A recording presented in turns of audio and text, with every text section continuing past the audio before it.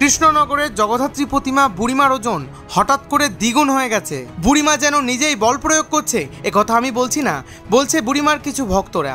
বুড়িমার নিরঞ্জনে বুড়িমার সাং ভেঙে গেছে।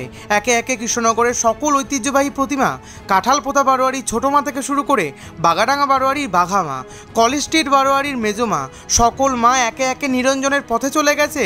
কিন্তু ভোর পেরিয়ে বেলা 2টো বেজে গেছে, বুড়িমার কিন্তু দেখা নেই। যেখানে কৃষ্ণনগরের সকল জগদ্ধাত্রী প্রতিমা নিরঞ্জনের পর কৃষ্ণনগরের বুড়িমার নিরঞ্জন হয়, তাও সকালের মধ্যে, সেখানে সকাল পেরিয়ে দুপুর 2টো হয়ে গেছে।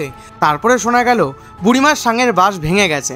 সেই সাঙের বাঁশ ঠিক করার পর রাজবাড়ি প্রদক্ষিণ করে যখন মাকে আনা হচ্ছে, মায়ের ওজন আশ্চর্যজনকভাবে কয়েক গুণ বেড়ে গেছে।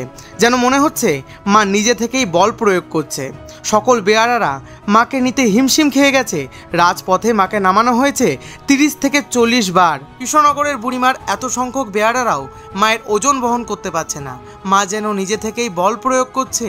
এত বেলা হয়ে গেছে, তাও মায়ের লক্ষ লক্ষ অগণিত ভক্ত মায়ের জন্য অপেক্ষা করছে, মাকে একবার দর্শন করবে বলে। মায়ের সাথে লক্ষ লক্ষ ভক্ত মাকে নিয়ে যাচ্ছে নিরঞ্জনের উদ্দেশ্যে।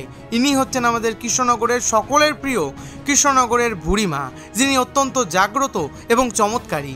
আমার সঙ্গে একবার ভালোবেসে বলো, জয় মা বুড়িমা।